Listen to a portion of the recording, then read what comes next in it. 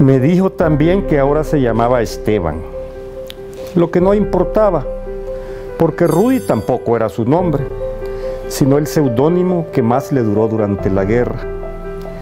Ni él ni yo recuperaríamos jamás nuestros nombres originales. Nada tenían que ver ya con nosotros. Horacio, empecemos por lo obvio. ¿Por qué Moronga?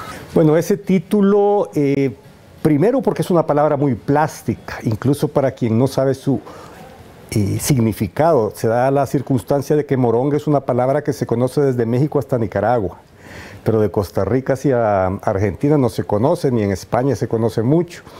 Entonces me gustaba porque daba un sentido centroamericano, salvadoreño a la novela, por la misma plasticidad de la palabra, no por el contenido. La gente se pregunta qué es, ¿no? Bueno, después saben que es morcilla y que tiene otras cosas.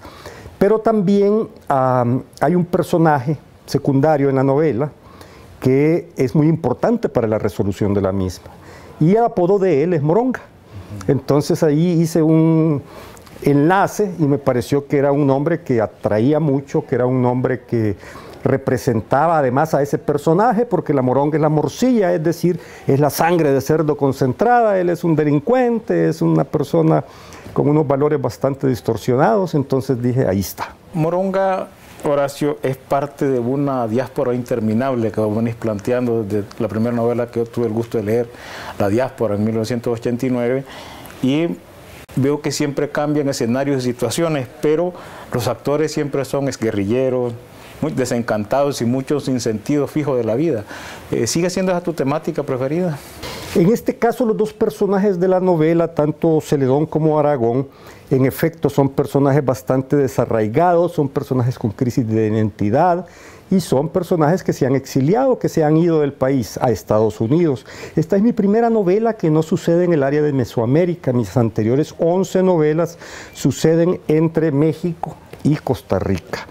Esta es la primera que sucede totalmente en Estados Unidos. Pero en efecto son personajes que tienen problemas de adaptación con la cultura norteamericana, que tienen problemas de entendimiento de cómo funciona el mundo de valores allá, pero que sobre todo cargan la memoria de la guerra, que sobre todo vienen atormentados por los fantasmas de la guerra en términos personales, en términos psíquicos, emocionales. Bueno, Moronga está ambientada entre 2009 y 2010. Ya gobernaba la exguerrilla El Salvador, pero ninguno de los personajes muestra esperanza ni alegría por esa situación. Los personajes saben que ya están en un momento en que la izquierda ha tomado el poder en este país, pero ellos pertenecen a ese gran sector de la izquierda que no ganó nada con la guerra, ¿verdad? Hay un sector que sí ganó posiciones políticas, ganó probablemente alguna inversión para empresas, etc. Pero hay un montón de excombatientes o ex personas que se vieron de una u otra manera involucrados que no ganaron nada, son los derrotados. En una guerra siempre hay, aquí se dice que en esta guerra en 1980-1990 no hubo vencedores ni vencidos, ese es el eslogan, pero vencidos sí que hubo un montón de pueblo que quedó en lo mismo, que se tuvo que ir. Y quiero hablar sobre dos temáticas también.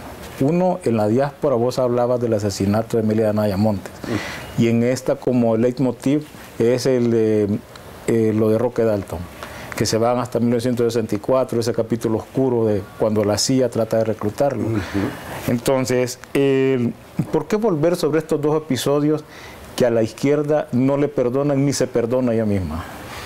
En el caso de Moronga, el personaje Aragón es un personaje que tiene fijación con los asuntos de la memoria, ¿no? Él quiere descubrir qué pasó con lo de Dalton.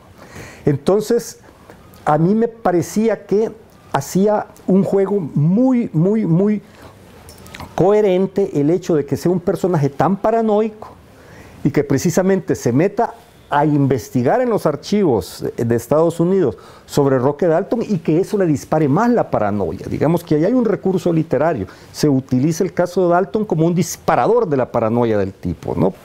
En tus novelas siempre aparece el erotismo, sí, el erotismo. Muchas veces es casual, crudo, sin compromisos, mucho instinto animal a veces. ¿Por qué Aragón es tan erotizado? porque está un poco enfermo, creo yo, ¿no? Es decir, es un personaje que, como dicen esta gente que está muy obsesionada con el sexo, ¿verdad? Aragón tiene mucha obsesión con el sexo. Lo ha tenido siempre como personaje en las distintas novelas en que aparece. Ahora bien, en efecto, mis personajes son bastante erotizados y bastante movidos por el sexo, porque yo creo que en buena medida la sociedad salvadoreña es así también. ¿Qué tanto de lo que escribís, Horacio, son experiencias y qué tanto es autobiográfico?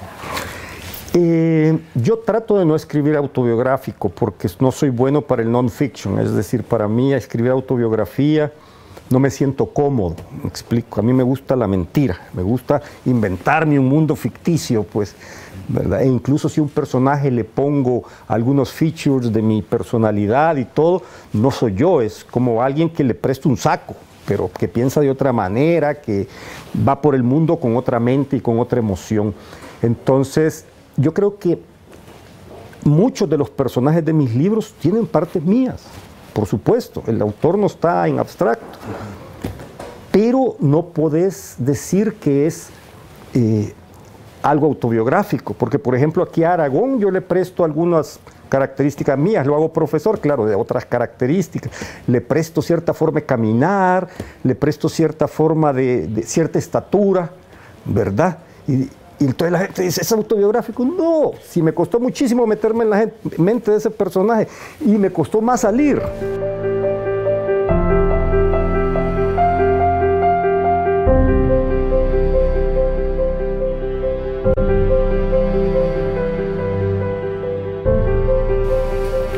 Tenía yo 10 años y acababa de comenzar mi 4º grado de primaria en un nuevo colegio y por ello me pidieron que llevara mi partida de nacimiento.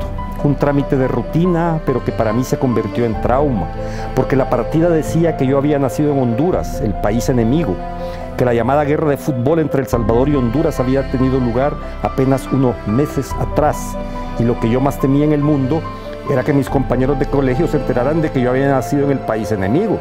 Me hubiera convertido en objeto de burla y escarnio, algo que quería evitar a toda costa. Muchas gracias, Marco. Gracias. Es un gusto. Gracias a ambos. Vamos a cambiar de tema. El Ministerio de Economía dará a conocer los resultados sobre cómo se realizó la revisión del mecanismo para fijar los subsidios.